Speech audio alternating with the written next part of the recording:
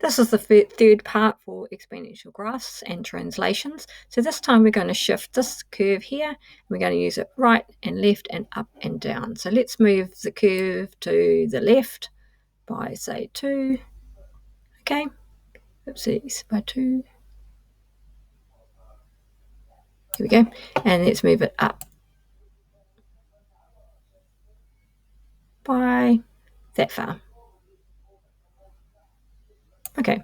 Whoopsies.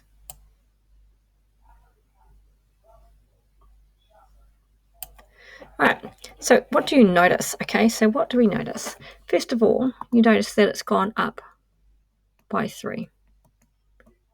And that you notice that if you took that asymptote there and one above gives you this point, then you know that it normally sits there and it's moved it to the left by 2.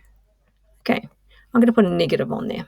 So if you write your equation, you're going to write y equals, and you're going to do, it's usually to the power of x, but we're going to write 2, and we're going to put a power, and we're going to do the shift horizontally first. So it's minus 2, so we change it to a plus 2. Put it in a bracket, okay, because it's against the x. And then we've got this plus 3 here. So plus 3 is written on the outside. So we've done 2 shifts, and we're just incorporating both shifts at once. So let's have a look at some other questions that we've got around here. Okay. So these are the last couple of graphs that we've got. So this one here, if I had turned that one off, you could see that there's an upwards shift by looking at the asymptote. So I put a plus 2 here.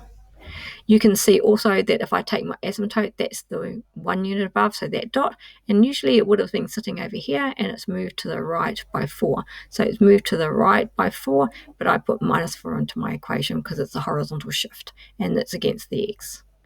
Let's look at the one below.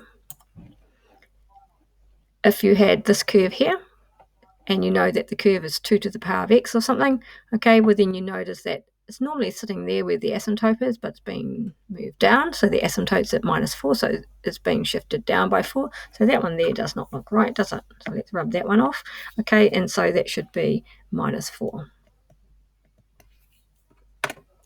What we also notice is that the curve, if you look at the asymptote, the 1 unit above gives you that dot there, which would be equivalent to that if we knew it. So it's usually on the y-axis, so it's being shifted to the left by 1. And I put a minus 1 here. So where it's got the x, say it's a shift in the x direction, so it goes against the x, so it would be plus 1. Remember to change the sign, and therefore you have a transformation of the curve